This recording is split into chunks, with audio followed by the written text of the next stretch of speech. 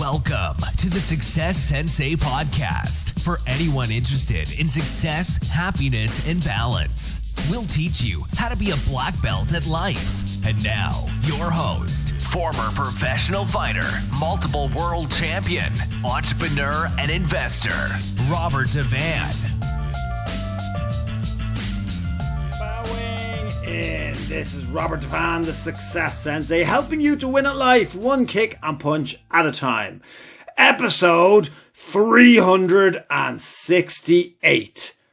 A kick in the ass. It's the Success Sensei podcast main event. A kick in the ass. First of all, Happy New Year. The year has well and truly started now at this stage. How are things going? How did your 2024 end? Look, this episode is a long time coming. Apologies for the delay. I checked myself, the 20th of November. If I'd left it a few more days, it would have been 2 months since my last episode. And you know what? Life is busy, so I've a lot to get through in this episode. Yes, one of my resolutions is to podcast a little bit more often in 2025 than I did in 2024, but that's not really that hard because I didn't really podcast a lot last year. It was a busy year. First things I've noticed since starting this year, and we're a couple of weeks down into this year now so far, it is January, and it's that most people came to the end of 2024 and they didn't seem to want to really talk about how their 2024 went. Normally, towards the end in December and certainly in early January, people like to have a quick review and reflect on how their year went. Nobody seemed to want to divulge that type of information or even have that type of conversation, even when prompted. And you know what it was? It's because a lot of people don't consider 2024 to have been a great year. Not many people finished last year feeling happy and on top of things, feeling that it was a year to be remembered. Why is that? Well, I reckon it's because you remember COVID, remember the COVID years. Well, after the COVID years, the 2021, 2022, 2023, there was a bit of an uplift, wasn't there? Because the doors were opened again, freedom. We were able to jump on airplanes. We were able to do all the things that we said we were going to do. There was a lot of pent-up demand. There was also a lot of coins still in the coffers that had been handed out during COVID. Maybe it was savings that hadn't been spent, but it was also government money. It was also maybe other investments worked out, but there was certainly money there. Now, 2024, I reckon a lot of that discretionary income had dwindled greatly. Also, a lot of people had fallen back into the same routine that they had prior to COVID. Yes, the very habits and routine that people said they would never fall into again. Human behavior, people have just fallen back into those negative routines. We all had a chance to reflect. We all had a chance to rediscover or to discover ourselves. And you know what? All of that kind of went out the window and it was forgotten about. COVID is long enough away that we can remember it, certainly, but it's at the back of our mind now. We've forgotten a lot of it and we've simply returned to normal behaviour. So that has dragged a lot of people down because they thought it wouldn't happen. That and the lack of discretionary income. And then add to that all the other atrocities that happened in 2024. I don't want to go into wars and natural disasters and all the negative things that came with 2024. It was enough to drag anybody down. So the mad thing is, though, if you check the statistics, if you look at your year, you'll probably find it was a fairly, meh year. It wasn't up, it wasn't down, it wasn't a complete disaster, but it wasn't a success. What I'm saying is it probably wasn't as bad as you've committed to memory. It probably wasn't as bad as you're imagining it was. But certainly no one has come out of 2024 singing and dancing. Now, where does that bring us into 2025? Well, it basically means that I feel, and everybody that I've met seems to be very reserved about their excitement for 2025. In fact, they don't seem to be excited at all. Nobody is doing goals anymore. Everybody's saying they don't believe in resolutions. Whether you believe in resolutions or not, whether you believe in goal setting or not, the simple fact is you regain more control when you set out goals or resolutions, and the people that set out goals and resolutions always finish higher up than those who say they don't believe in them. So have a think about that. It is absolutely the year, a year that you've come out, not a great year, and then to go into another year and feeling disillusioned, like what's the point? It doesn't matter. Well, let's just go with the flow. All the more reason you need to set your goals, all the more reason you need to know where you're going and to have a plan. Because I think morale, societally, is fairly low at the moment. People are more disconnected, they're more frustrated, there's more self-loathing, mental health has never been, worse than it is at the moment. People are disillusioned. People do feel that they don't have control over their own autonomy. There's a lot of things going on. There's a lot of things happening. A lot of people don't like January. Now, I've always loved January, so I am biased. Do I think it's a hard month? Yes, I do. But I've always loved January because it's a fresh start. It's a fresh month. It's a fresh week. It's a fresh year.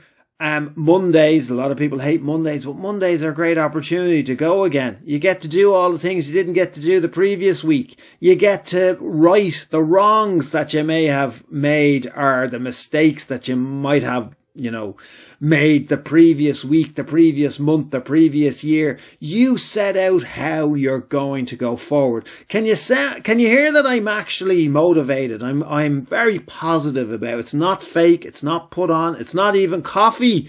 I'm late in the evening recording this. The caffeine is well out of my system. I'm way overdue my third shot of caffeine today. The other two have been used up training. It's genuine energy and excitement and positivity for 2025. Look, there's going to be a lot of hard things are going to happen this year to you, to me, to all of us. There's going to be a lot of hardship. There's going to be a lot of problems. There's going to be a lot of mistakes. You need to be at least going forward in a positive direction. You need to have your best foot forward.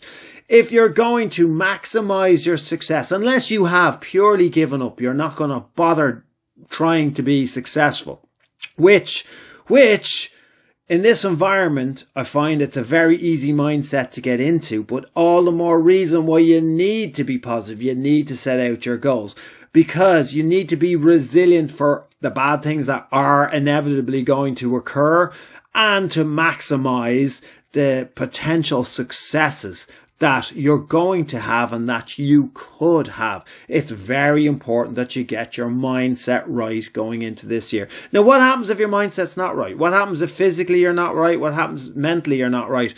Whose job is it to get yourself to a positive mindset and a healthy physical ability? Whose job is it? Well, you might need help from others, absolutely, but it's ultimately your job, and it's your job to contact other people. It's your job to seek the information. It's your job to follow through with the routines. It's your job to keep your motivation high. It's your job to be predominantly positive and to go forward with the best of intentions and to maximize what you have and who you are. Whatever your brain thinks about on a daily and an hourly basis is generally what you become. So if you're, 90% negative and 10% positive, it's going to be very hard to see the positivity. It's going to be very hard to create positivity. If you're 90% positive and you're 10% negative, it's going to be a hell of a lot easier. Now, that 90% mightn't be realistic. Maybe it's going to be 60-40. Maybe you can push it up to 65-35, even 70-30. That would be brilliant. Being a realist is important as well, but err on the side of positivity. You thought I was going to say err on the side of caution. Err on the side of positivity. Make a plan and take the action and have the best of intention behind that action and hope for the best. That doesn't mean you can't plan for the worst. Absolutely. Have a plan B, C, D, E, and F. It's not negative. It's clever to have backup plans, but hope for the best and follow through. The year is going to be what you make of it. Yeah. And I think right now, I don't know about you, but when you're looking around for an example of people in society, in your own circles, in your own geographic location, when you're looking around for somebody to use as an example of a successful everyday person, and so I'm not talking about a celebrity, I'm talking about, because you don't know what their life is like, and more than likely it's not how you imagine it to be. So we're talking about somebody that's, in close proximity to you, with society, your location, someone that business, a customer of yours, a mentor, anybody, right? Who, if you're looking for examples of people who seem to have, who seem to be successful, and I'm not just talking about money, but yeah, absolutely, who out there seems to have cracked the code and is financially free, without worry, without burden, financially free. Not many. Who out there has got a lot of freedom, successful when it comes to freedom? They seem to have cracked that code, that they have enough freedom. They're not lonely. They have very full lives, but they're free to do what they want when they want. Again, there's probably not many people to look at. Who seems to be happy and fulfilled with their journey, with their path and their relationships? These people are very hard to find. It's not very evident. The people that I know that might appear to be successful, when you're actually talking to them, they're very negative. They have a lot of gripes. Look, we all have gripes. We can all moan. We can all groan. We can all complain. But I'm still talking about people who are predominantly positive and successful in whatever way you measure success. They're very few and far between. It's very hard to find good examples. So do you know what? You be the example. You owe it to yourself to be that person. If you can't find somebody, again, not a celebrity, somebody in your circle to look up to that is a great example, well, if you do find them, all you have to do is emulate their success. But if you cannot find somebody who's a good example across all those relationships, freedom, finances, what a business, studying, whatever. If you can't find them, make that person you. It should be your mission. You should be that person to your circle of friends and family and relationships. Why not? Why not make 2025 your year? Think big. Write down those goals. Think about them. Dwell on them. Make sure it is what you want to do, not just what you think other people want of you, and absolutely not just to try to impress other people. Make sure it's what you want to do. Think big. Don't hold yourself back, and then get after it. And why not have the best? Look, 2025, it even looks nicer. It's a nicer looking year on paper, 2025. Write it down, 2025 in comparison to 2024. It's a nice number. Why not make it a nice year? Why not make it your year? Of course you can. Message me anytime. Thank you for listening. I'm Robert Devane, the Success Sensei. Life is a fight you can enjoy and win. Bowing out.